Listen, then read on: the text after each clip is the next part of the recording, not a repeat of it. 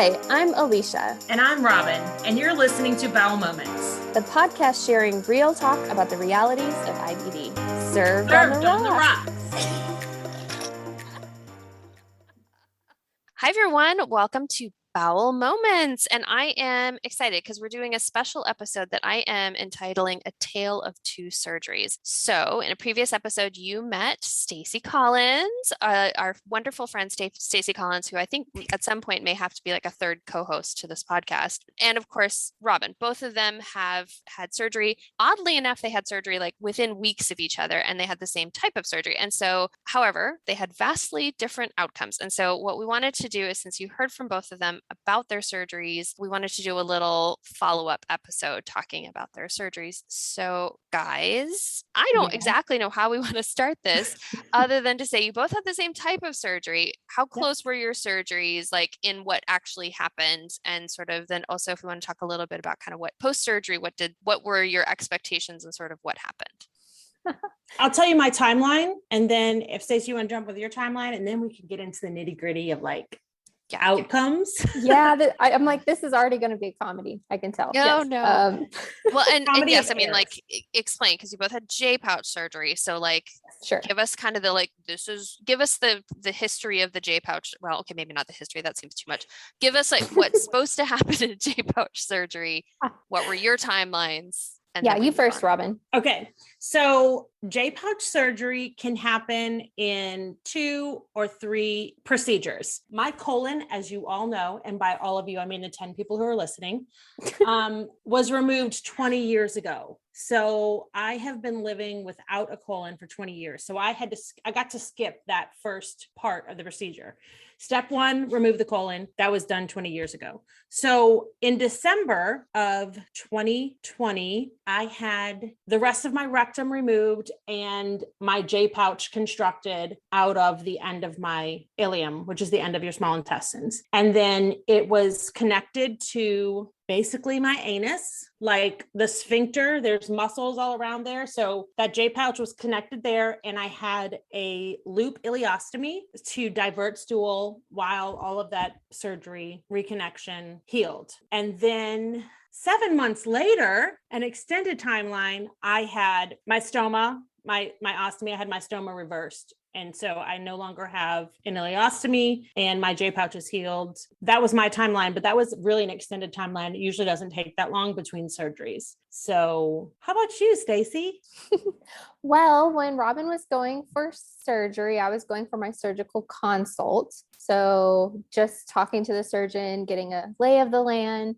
Although I felt like my GI team, not my surgical team, but my GI team was very gracious to give me the option, but it wasn't really an option because it was like, you're on your last drug that the FDA has approved, but we're going to let this be your option. So January, I go for my surgical consult, like as soon as Robin's leaving the hospital, basically. And then in February, I have my first surgery, which is they removed my whole colon. They left a rectal stump, which I have had to talk extensively in therapy about the word rectal stump because I'm still not well that is a term that is used. And then people say your rectal stump, and that's just a lot to handle. It's a lot to unpack for me. So I was not well with the term rectal stump. Anyway, moving on.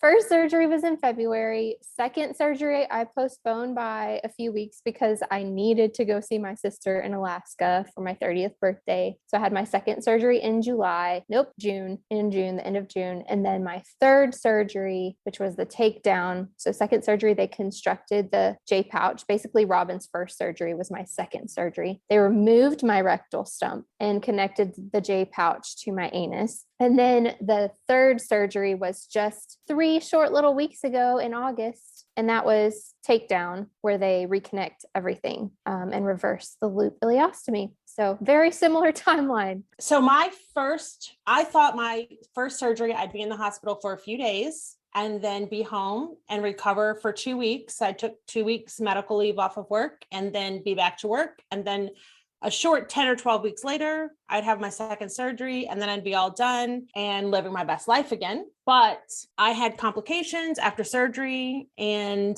ended up going septic and having heart failure and respiratory failure and all kinds of scary stuff that is possible when you have surgery. And so I ended up in the hospital for 2 weeks after surgery and then ended up having to take almost my entire time off. So for FMLA, for family medical leave, you get up to 12 weeks. And I think I ended up taking 10 weeks. And honestly, I went back so that I would still have 2 weeks left of FMLA so that I could have my next surgery because I still had to have another surgery. And then it really took a long time for everything internally to heal. When I got out of the surgery, I had to see a pulmonologist, I had to see a cardiologist. I still have one final follow-up with the pulmonologist in December. I've already been cleared by the cardiologist. I just got cleared in August by the cardiologist for my last echo.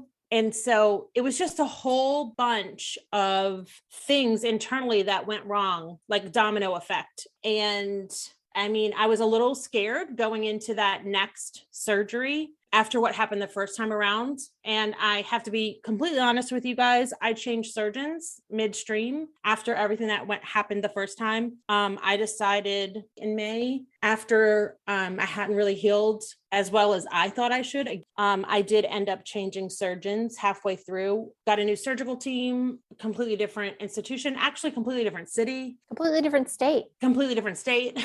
That's true.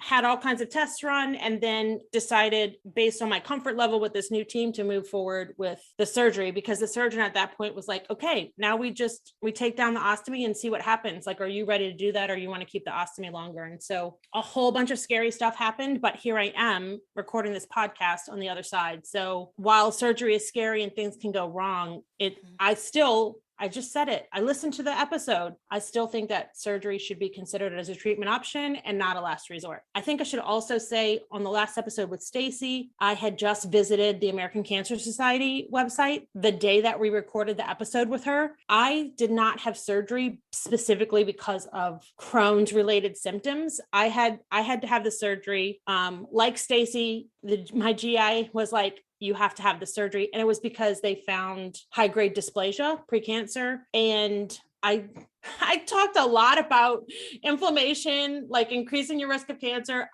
When I listened to the episode, I was like, oh my gosh, you needed to take it down like 10 notches about that. But I do want to let you know that I wasn't lying to you all, but really it's the longer that you live with IBD and the longer that you have inflammation that's untreated, then you're at an increased risk of getting colon cancer. I mean, it's if you have ulcerative colitis, severe ulcerative colitis, if you have Crohn's colitis, which is Crohn's disease in your colon, if inflammation is left unchecked. And then the year mark is if you've had IBD for 8 to 10 years, then your risk increases slightly. And then as you go on, it increases like, I think 1%, 3%. It's not like, I felt like I was doomsday on Stacey's last episode. No, I didn't think so. But there is an increased risk of cancer. So that's why I had surgery, not specifically for Crohn's, but because my GI was worried about colon cancer. Right. And that's why your doctor will recommend you getting regular colonoscopies more than people who don't have inflammatory bowel disease. Right. So because there is, again, that slightly elevated risk of developing cancer. Yes. And why your doctor will concentrate a lot on trying to keep that inflammation as minimal as possible within your entire system, to make you feel better and your disease doesn't progress, but also because, again, trying to minimize risk to you. So get your colonoscopies, people.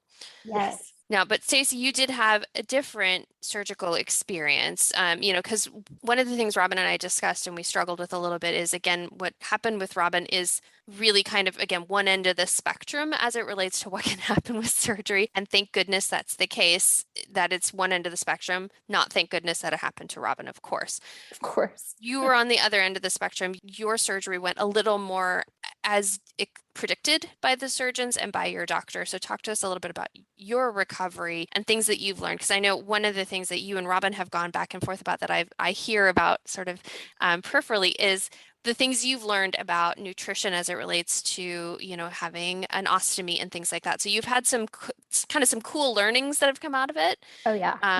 but also had a very different experience, a little less dramatic perhaps of an experience than Robin did. Yes. Gosh, I really hate that all of that had to happen to Robin, like you said. But yeah, I went into my first surgery trying really hard to be hopeful, but I had so many people, including Robin, telling me you're going to feel so much better after that first surgery and your colon is removed because your colon is so diseased. Like you don't even understand how fatigued you are. You don't even understand like how much better you're going to be able to feel. And that was so true because I was like, I don't understand. I don't know what you're talking about. I'm not really excited about this, but I am trying.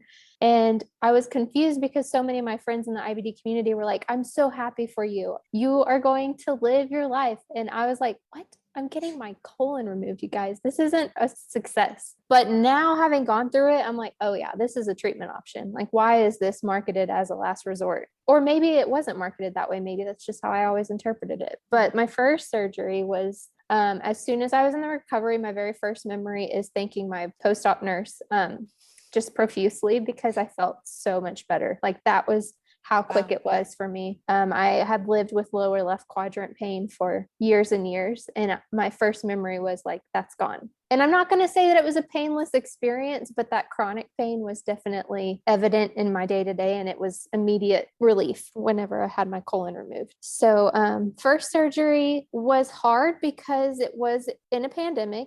And, you know, thankfully Zach was allowed, but so I was allowed to have my husband there in the hospital as long as he didn't leave and promised to stay.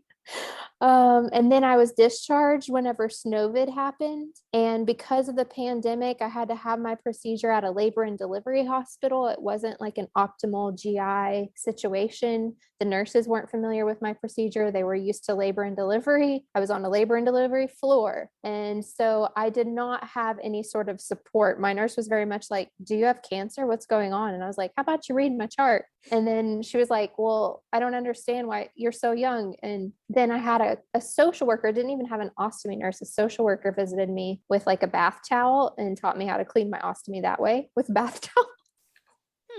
And I was like, okay, well, Yikes. yeah, it was rough. He sent me home with one ostomy bag and was like, you can change this a week later, which anybody in the ostomy community knows that that's probably not. So I contacted my surgeon's office and thankfully they were like, come, we have supplies, and ended up getting ostomy education. Well, let me back up. This was during Snowvid, which it does not snow in Texas, but I was discharged like the day before, just dumping of snow for 5 days, like no running water, no electricity. Everybody in Texas is like roughing it. Thankfully, we were okay. But my friend came over, actually Zach's friend Laura from high school, who became my friend, brought her nephew and her sister-in-law over. Her nephew's 3 years old. His name is Asher. He lives the permanent ostomy, and he gave me ostomy education, a 3-year-old sweet little boy. I love that so much. I know. Oh my God, that's amazing. And he was like giving me hugs and was like, your body looks like my body. Although he was like, your bag is way bigger than my bag. And so it was like, it ended up being perfect, even though I wish, would have had more support in the hospital, but desperate times, y'all. Second surgery, I don't know that comparing the surgeries is a good idea. My surgeon told me that the second surgery was comparable, but it's an entirely different surgery. So in my mind, I guess it's comparable in that the pain level to expect, I guess. But the second surgery to me was far more painful than the first. But like 2 hours after the procedure, I was walking around the unit because I knew the importance of like getting active quickly. That helps with the pain, that helps move out the laparoscopic gas that builds up in your body. And then I felt like I was in pain a while after that surgery, but I mean, it's a big deal. They're constructing a whole organ from your small intestine and putting it in places that it used to not be. So it's a big deal. And then the third surgery was by far for me the most painful, which in the community, that's not what I've heard. So everybody's different. But every surgery, I was in the hospital for 2 nights. I was discharged on day number 3. Everyone was like, yep, this is exactly what we expected. Good job. Meanwhile, all my alarm bells are going off, of course, because I'm like on all the drugs and this is just a new and unfamiliar environment. But I feel really lucky to have been kind of a case study and copy paste. So really lucky. I will say that I actually, now that you say that about your third surgery, my second, I was in the hospital for a week after my second surgery. And usually you would go home like you did, 2 nights in the hospital, go home. But my intestines were angry. They didn't want to work. I say they were angry. They didn't want to work. So it took a while. They had to give me some vitamins and minerals. Lots of them, IV version, to get magnesium and potassium. Is that what they gave me? Magnesium and potassium to get my guts working the right way. But my surgeon was very chill about it. He's like, this happens sometimes. We went in there and scrambled your intestines. Like, you know, we pulled them out and put them back in like a bowl of spaghetti. So they're trying to figure out which way is up and which way is down. So yes. And it definitely feels like that. It feels like your intestines are like learning to talk to each other again. Yes. I actually texted you and said, I feel like I have tourists on a roller coaster in my abdomen. That's what it feels like. Yes. 100%. It feels like a roller coaster is just, you know, you have what's Cedar Point in Ohio is like famous for all their roller coasters. I had like a whole amusement park in there, roller coasters. And that's not comfortable. If you're from Texas, Six Flags, really. Six Flags. Yes, appropriate. Six Flags. Probably Busch Gardens or someplace like that too with roller coasters. I mean, I don't know. So I was still in the hospital for longer than expected with my second surgery too. But again, that's not abnormal, and it doesn't mean your surgery wasn't successful if you're not in and out in 2 days. It's a journey. Yes. As much as we hate that word, surgery is definitely a journey, and that journey looks different for everybody. Right. There's things they know and there's kind of predictions they can make, but that has a spectrum. Yes. And they even prepped me before my third surgery. They were like, your guts might wake up tomorrow or they might wake up in a week. Either way, we expect it. So as the important thing is that they come back to life, and they will just on their own. They have their own brain. So, and if it goes past this time, then you definitely need to contact us and we will. We'll send you some magnesium and some other things to help. Nutrition. I think it was really interesting to hear what was happening with both of you because your surgery sort of happened so close together. And so it was kind of interesting, to be able to have the compare and contrast between the two of you, because you did have vastly different experiences. And so, being afraid for Robin, but happy that things worked out for Stacey, because I was like, poor Stacey is like, holy shit. I know Robin was like, I'm not scaring you, right? And I was like, no, I promise. As your eyes are, you're like sweating and your eyes are big. Yeah. No. We texted each other often though. And I'm sure that you both might have received some incoherent text messages from me while I was in the hospital the first time. I have to tell you, I'm actually a little bit insulted that I didn't get some random weird text from you. I was like, what does this mean for our friendship, Robin? I did send some. I did text Stacey and tell her, I lived, bitch. I lived, bitch. That was our greeting. Yeah. After every surgery. I lived, bitch. Robin was my first text after every surgery. I lived, bitch. I love that. That is worth celebrating, even if it's just with electrolyte water. And not sangria yet. Oh yeah. Stacey is an RDN. And so she's like being all, perfect and not eating what she's not supposed to or drinking what she's not supposed to. And I'm like, sangria, cider. Actually, I did have sangria 2 weeks post-op and then didn't have anything for 4 weeks. And now just this week I had cider again. So it's not like I'm not like raging. I'm not like having a rager at my house. I'm not partying all the time. Keg stands at Robin's. I am curious. How did you feel after that sangria? After sangria, Well, so I had just been home since I was in the hospital for a whole week. My guts didn't wake up as soon as Stacey's did. So I was still in the adjustment period of going to the bathroom often anyway, because your body does have to adjust. And so since I had my colon removed 20 years ago, I was so looking forward to, this is what I kept telling everyone, I probably should have stopped saying it, but potty training for the third time in my life. One time as a toddler, one time as a 25-year-old, and now again as, all right, fine, 47. You really do have to learn how to hold it again and recognize when you have to go again. And so it was still that process. So I was going to the bathroom often anyway. It didn't make me feel worse. I didn't get the dreaded butt burn from it. So it, was fine, but I wasn't like, oh, that was fine. I'm going to drink more wine tomorrow. I just, because I was still trying to figure out what I could eat that would not give me butt burn. Yeah. So yeah, it was Cool. fine. And the cider was fine on the last interview that we had. Cider, I'm sure it'll be fine tonight also, but I'm not drinking every day. Like again, not doing ragers over here. Probably wise in general for most people to take that advice. So question for you guys though. So as your body's having to relearn, like you said, you're having to potty train again. Are there suggestions that they give you? Is there like occupational therapy that you do? I mean, how does this work? Like, how do you train your body to redo it? So my surgeon told me, you know what to do, which at the time I was like, I don't. But looking back, I'm like, that actually might have been good advice because I think he was trying to instill like trust in my body. But I didn't really. You don't sound convinced now. Even now, you don't sound convinced. Well, on a, if my brain's in the right headspace, I'm like, that was good advice. So I guess it depends. But no, I did not receive any instruction whatsoever. 0%. I don't know about you, Robin, but it was just very much like, you know what to do. Be free. And then I've been texting Robin, hey, is it normal to feel like razor blades are coming out of your asshole? Hey, Robin, is it normal to feel like your ass is on actual fire and you're not sure if it's still attached to your body? Yes. Hey, Robin. And so Robin has been my spirit guide through this entire beautiful, enchanted journey that is potty training. Yes. And I actually did apologize to you and say maybe I wasn't as explicit with just calling it butt burn. I should have been more descriptive about what butt burn actually is. Like sometimes that feels like shards of glass. Yeah, we call it glass ass. Yeah, we did start calling it glass ass.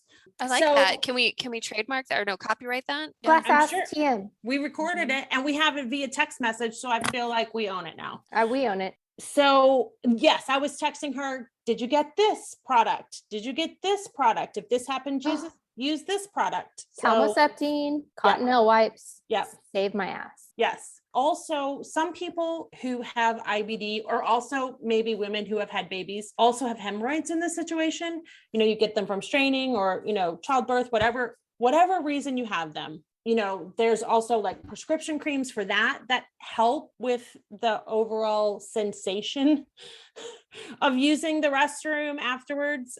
But then you also have to go through the thing of foods, like what foods can I eat? What's going to make me go to the bathroom right away? What's going to help me it's not going to help you to hold it, but what's going to stay in your system longer, be able to bulk up, whatever, before you go. So I'm kind of just going on a tangent here. So this time for surgery, which was brand new for me, they wanted me to carb load before surgery. And so I'm going to get Stacey to go into her whole RD thing. So the carb loading before surgery, and then since Stacey is a medical professional, I also asked her afterwards, like with the ostomy, and she had the ostomy, about what can I eat? What's going to help me? And so she helped me, like I was really dehydrated and, stuff that I hadn't experienced 20 years ago. So we kind of back and forth figured out what was best to eat, stay hydrated.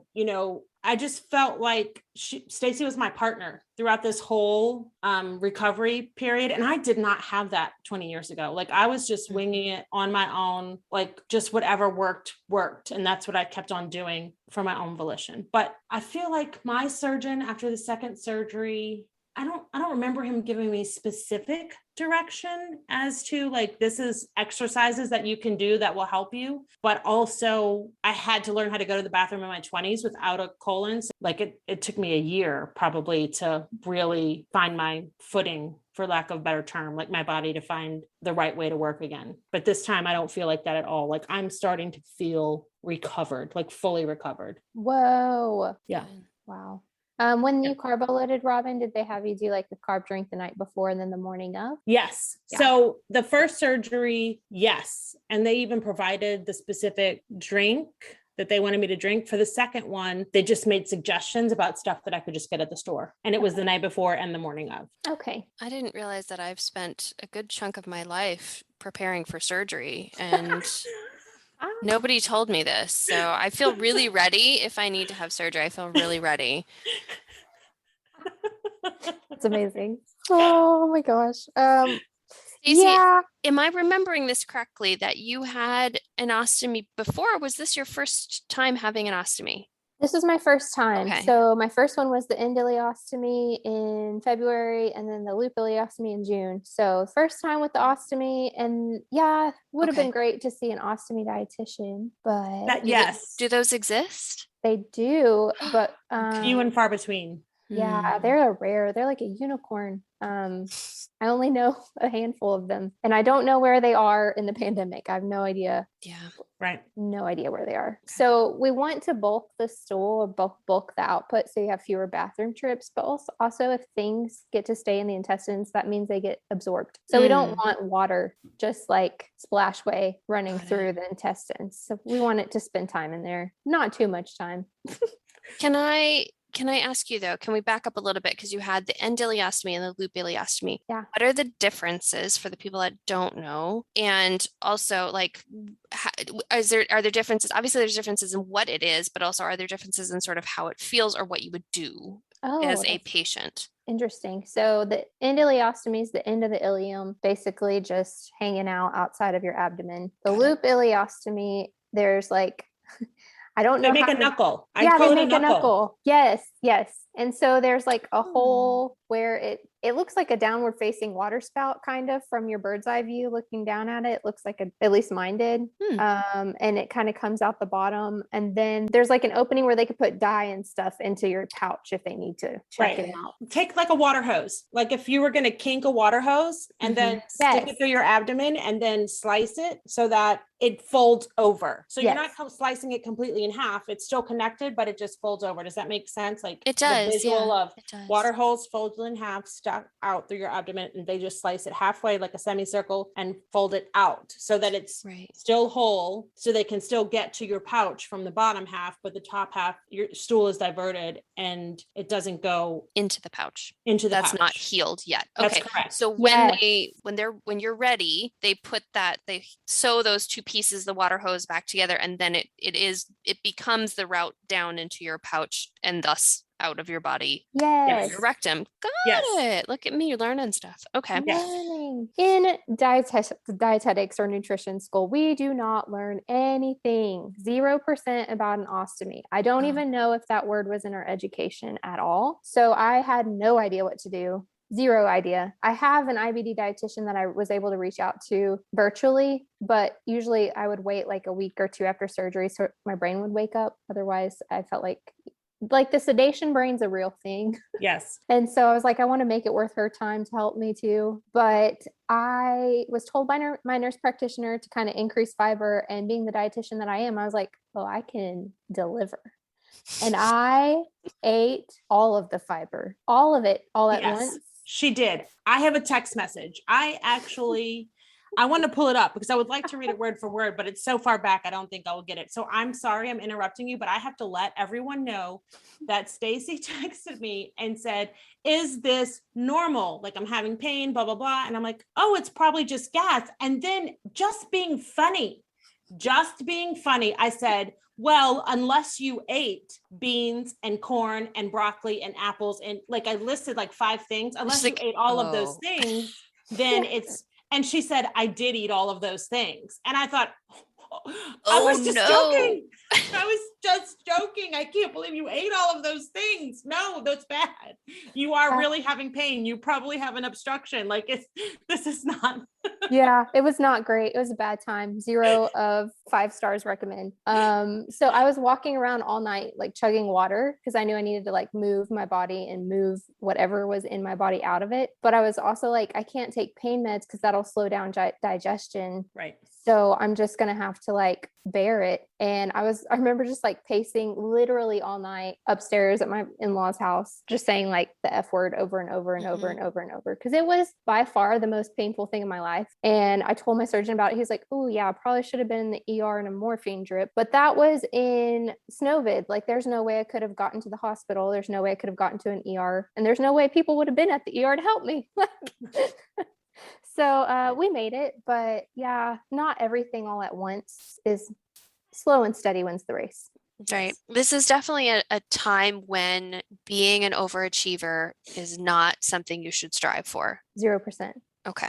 All right. Good to know. Good to know. Yeah. With the loop ileostomy, I don't know what your experience was, Robin, if you could even compare it to 20 years I ago. mean, I remember. Yes. Okay. For me, I felt like I couldn't eat as much fiber with the loop ileostomy because the hole was smaller. Mhm. And it's not like it has the musculature to expand like the rectum does. I don't know if that's way too much physiology for people, if I've just completely traumatized everyone. Sorry. No, that makes sense. Yeah. I think This our is real audience talk. can take that Yes. comment. This is real talk. This is Real. real talk about the realities of IBD. E for Right. explicit.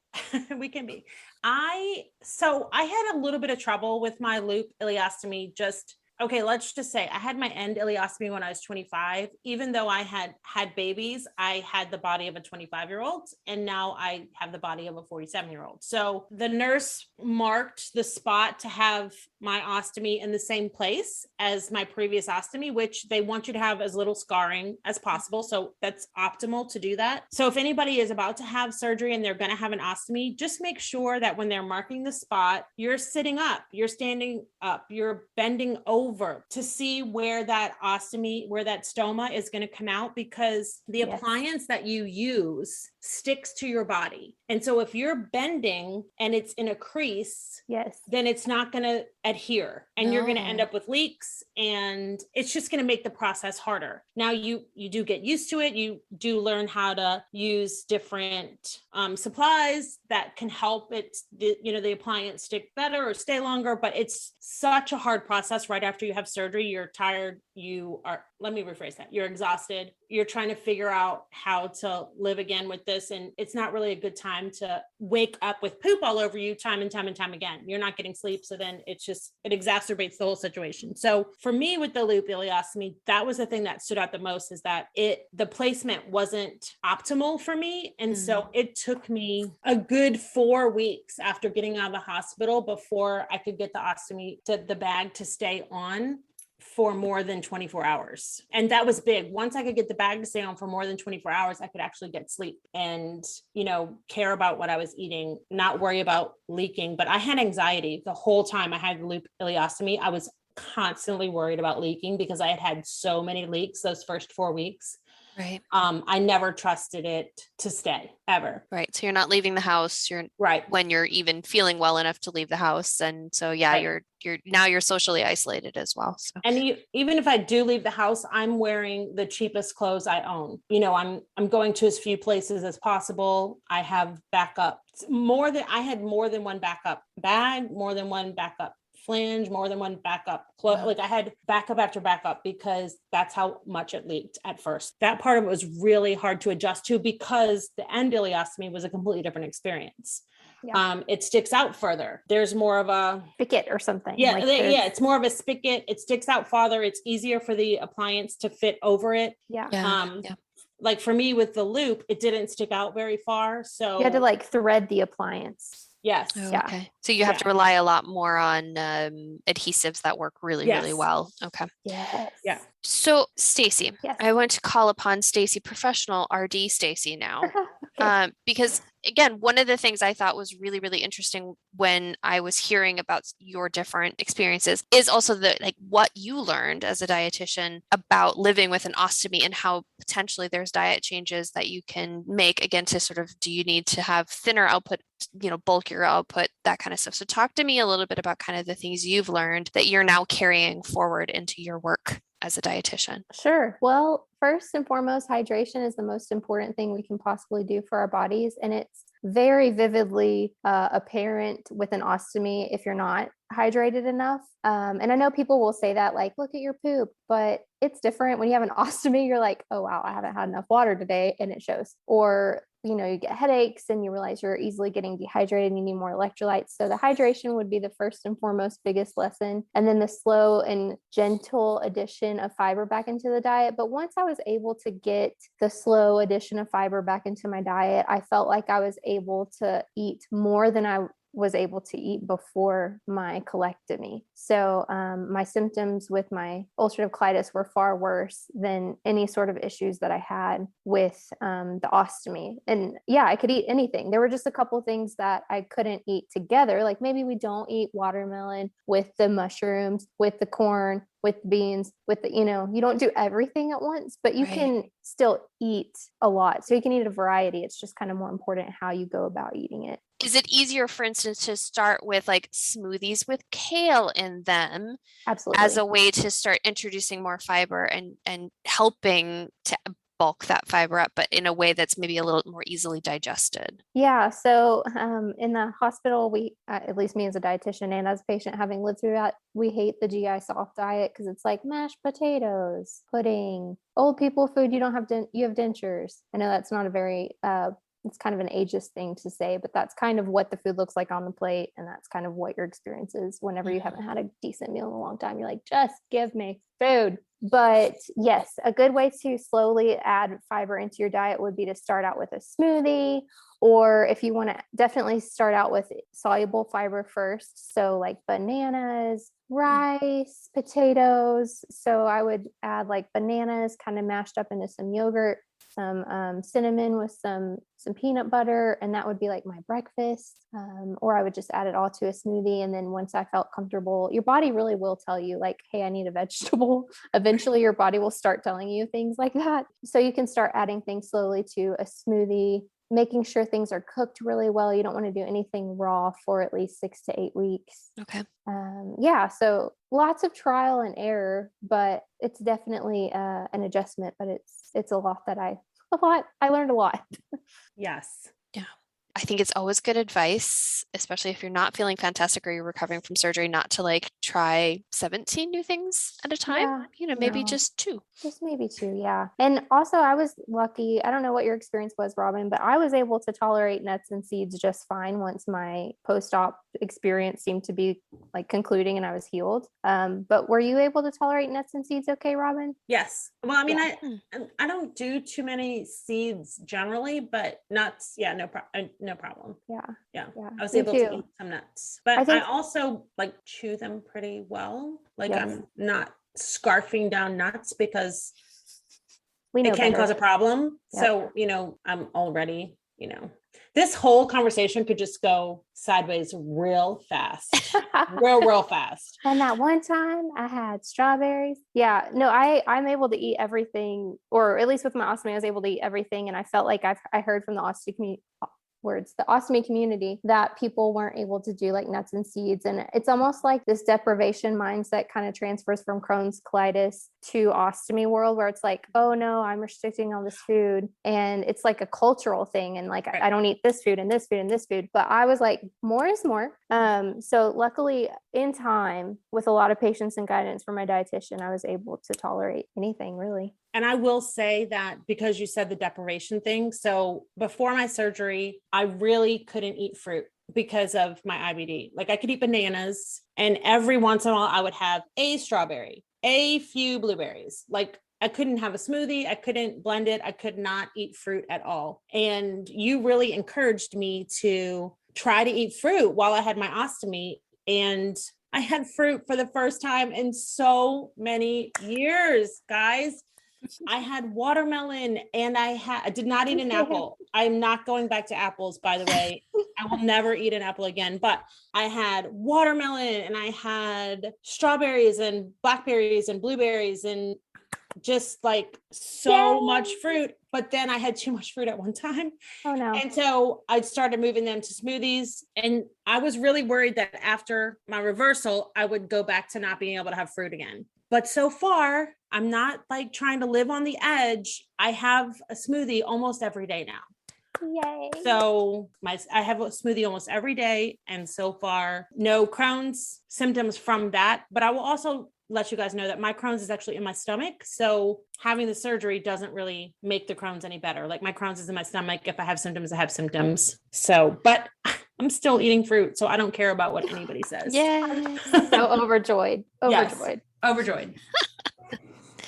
So Out of curiosity, Stacey, so when people do go through a colectomy, are there other things that change as it relates to like either hydration or diet? Like by getting rid of your large intestine, you do get rid of the organ that absorbs a lot of water and a lot of nutrition. So are there things that people should do after they've had a colectomy in order to stay as healthy as possible and as regulated as possible? Yeah.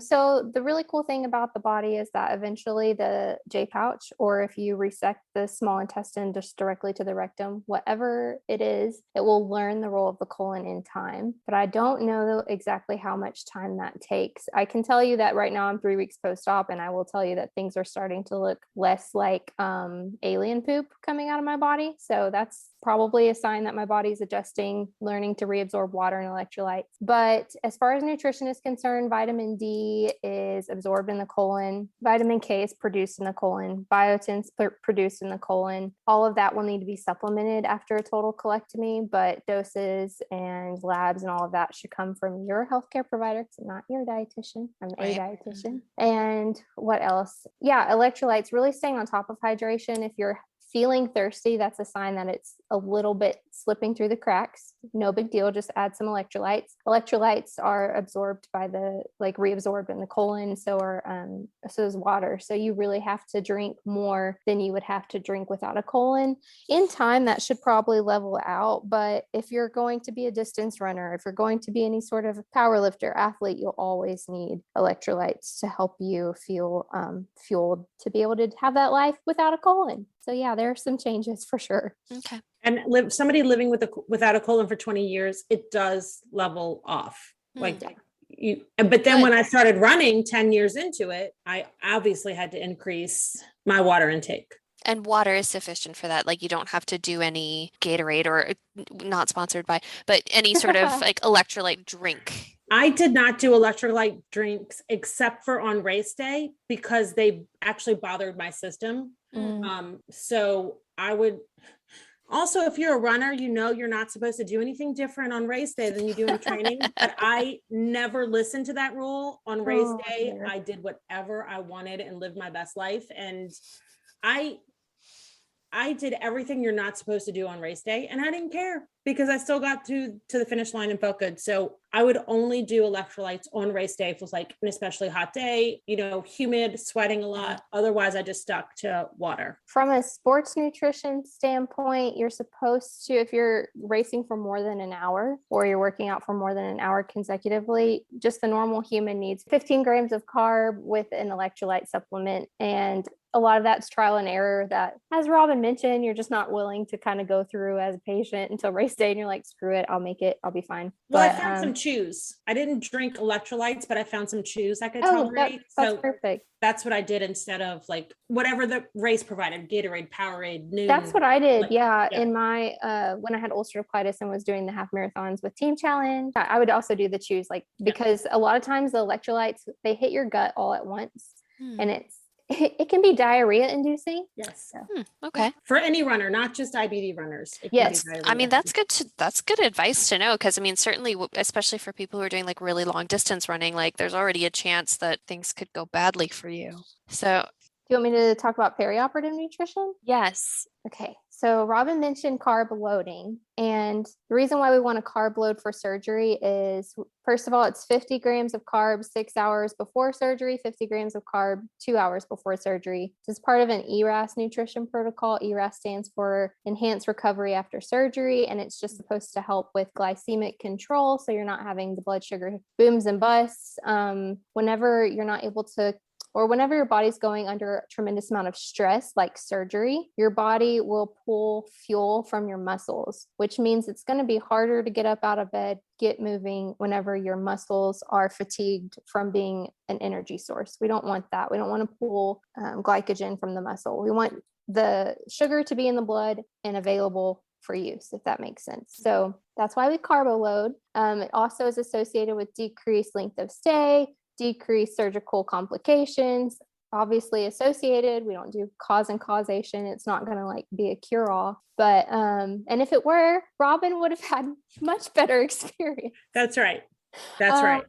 For sure. I would not have been Googling post ICU syndrome Gosh. 3 months out from surgery. So, yeah. but it increases your chances of having a better outcome, which is what we all want to do, increase our chances of having a better outcome. Yes, exactly. And historically, the concern was, oh, you're going to aspirate if you go to the OR and there's something in your stomach because your gastric residual volume, your stomach is going to be full of fluid. You're going to aspirate and you could die. But then we started realizing, like, well, there are plenty of people who come in for like traumatic events that maybe just had a cheeseburger and they're making it out just fine. So, what if we can help support patients metabolically to decrease the chance of breaking down their own processes and set them up for like a anti-inflammatory state and so on and so forth. And then also with immunonutrition, this isn't part of the ERAS guidelines. So the ERAS guidelines that I mentioned, the enhanced recovery after surgery, there's guidelines that apply to pain management. There's guidelines that apply to anesthesiology and nutrition. So it's kind of like a multidisciplinary guideline protocol where they all fit together to help patient outcomes. So immunonutrition isn't part of that, but like the American Society for Parenteral and Enteral Nutrition, as well as the European Society, both recommend 5 to 7 days before surgery loading with probiotic yogurt and omega-3, arginine, and glutamine. The issue though, so just some background, arginine is a vasodilator, so it's going to help get oxygenation where it needs to go. Also, it's conditionally essential, meaning that we need more of it whenever our body's undergoing traumatic stress like surgery. Same thing with glutamine. Glutamine is also the preferred fuel source for enterocytes, which is GI cells. And then the omega-3 is really good with being a helper T cell fuel. So it's going to kind of rush to the rescue of inflammation and kind of tone down the inflammation so that you can recover quicker. We want inflammation after surgery. We just don't want all of it. But the concern is with arginine being a vasodilator and the low blood pressure that's experienced in Robin's case, like with sepsis, we have to be very careful about how we dose arginine, how we supplement it, because we don't want to exacerbate sepsis. So, so that there's some debate in the nutrition community as to whether or not it should be given in sepsis. I personally think it's okay if it's monitored and dosed in a decent and appropriate manner. But with the pandemic, with the lack of GI dietitians that I've seen clinically, I just don't think it's happening in practice. So that's my quick and dirty spiel on pre and post-op nutrition. And all of this is something that a dietitian would work with you on. It's not that you should run out and try and buy these supplements and do this on your own. Right. Okay. All right. Yeah, because listen, I might be guilty of just deciding that I need to take supplements and going out and buying them and not actually talking to anybody about it. So I am completely guilty of this. So I say this as somebody who's guilty of doing it. But in this case, especially since the stakes are higher when you're having surgery, you want to make sure that you're working with a gastro-specific dietitian on if you would think this is something you'd like to try with your surgery. Yes. And I didn't have like a perioperative dietitian on board with my care team. So I just ran everything by my surgeon and the anesthesiology team. And they were like, yeah, sure. If you want to do it, it's in research, go for it. So I was like, okay, well, it'd be great if you guys wanted to hire a dietitian. You just think about that. Again, you're doing this as in your professional capacity and also as a patient. So this isn't necessarily something that people should just start researching on their own. No, and we really don't, like I said, like arginine and glutamine are conditionally essential. So we don't need them in a day-to-day life because we're fine. And more is not more. Like if you get more vasodilator when you don't need a vasodilator, that could be dangerous. So you really have to do this under the direction of a dietitian. I would say under the direction under a surgeon, but really doctors don't have all the time, widely and generally speaking, they don't always have the nutrition background, but ask them about it. Ask your care providers about it. Yeah. So. No, I think that's a great idea because some of them certainly may have a special interest in it or may have dietitians on their staff or may work with, gastroenterologists that have dietitians on staff that could be working with you. But you're right. Their CMEs tend to be about surgery and not about diet. so certainly working with a dietitian is key because everything is so interconnected It is. and again, like Robin's situation, while it was just the shittiest possible outcome, no pun intended, it was not entirely the norm. I mean, there is risk going into surgery. There's risk with everything. I mean, there's risk getting a tattoo, and so, unfortunately, when you decide any decision has a ripple. And in this case, what happened was the worst case scenario, unfortunately, but I'm glad that now she is having to sort of approach all of her care with this lens of saying, okay, these other things happened. I need to be considerate of them. So, But Robin, how are you feeling? I am feeling health-wise better than I have in a long time. The last half marathon I ran was in 2018, in February of 2018. And that after that, I really had a huge IBD flare. I've said this before, I'm sorry if I'm repeating myself, but that led me to changing doctors and my diagnosis got changed from indeterminate to Crohn's. And I really haven't felt like running since 2018. And after my surgery in December, I didn't know if I would feel like running ever again. I mean, that's how bad I felt. And now I'm signing up for a half marathon in February again. So, I mean, I feel I have a lot more mental clarity than I have had in the past 9 months since my surgery. I feel like, I mean, I'm going to definitely have to start with walking and not running, but I feel like I could actually complete a half marathon again. I am having Crohn's symptoms. So, but I'm trying to get like ahead of that, talking to my GI team, asking them, like, do we need to do labs? We're checking the level of my medication in my system. Is my body metabolizing it faster than what it has been in the past, which is something that happens if your medication stops working, your body could be metabolizing it faster. Before I have my next visit in October, I'm having all this lab work done because I don't want to get back to where I was in 2018, where I felt really, really bad. I'm trying to get ahead of it because I feel so good right now. I want to continue to feel that way. And I don't want these little symptoms that are rearing their ugly little heads to like derail the progress that I've made so far this year. So, yeah. And I think that's really important that you're being so proactive because it is so much easier to maintain than it is to catch up. Yeah. And I also texted Stacey, I was looking up research. This is what I do in my spare time. Looking up research about surgery recovery or about Crohn's and surgery recovery and the levels of vitamin D in your system. There is surgery that points to the fact, I mean, there's research that points to the fact that when your vitamin D is low with Crohn's or post-surgery, you have a higher chance of, I am not quoting this word for word, people. So you have a higher chance of relapse, of disease becoming active. And I'm texting Stacey, like, have you seen this research? Should I send this to my GI? Like, what is happening here? I feel like we text each other a lot, Stacey. We do. I would not have made it through this experience without you, for sure. Or I wouldn't have wanted to. And I don't know where I would be without you, I should say. Wow. Okay, guys, I'm really glad we did this because, again, I know that all of our guests, all 10 of them, have really wondered what happened post-surgery for you guys. I think what a lot of people don't realize, because we are just so smooth, is that we actually started this podcast like more than a year ago. Yes. Oh, yes. Before Robin's first surgery, and then had to take a nice long break, in order for her to get back to actually feeling like she wanted to do this. And so it's interesting for us to look back on some of our previous conversations. And then as we were like, we really actually probably need to give people a timeline of what happened here, because some of our content is, 12 months old, and the world looks slightly different at that point. So Yeah.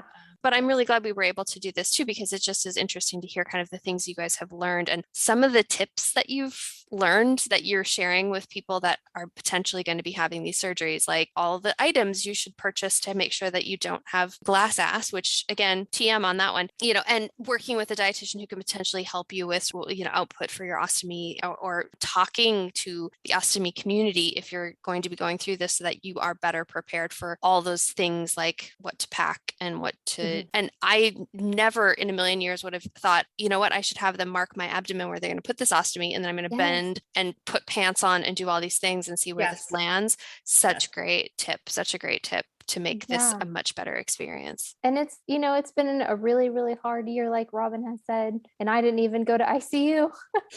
I was working ICU, but thank God that journey has ended.